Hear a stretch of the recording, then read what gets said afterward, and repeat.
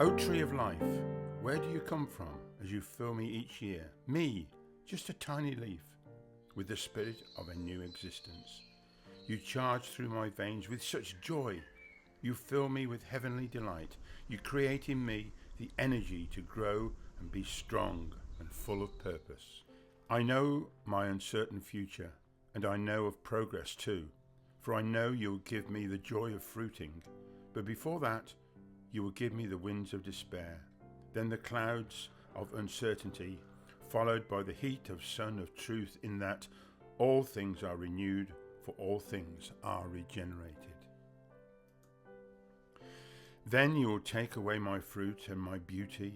You will use every part of me, even my dust, in the eternal cycle of my existence. Your roots have been over the centuries serving me to serve others.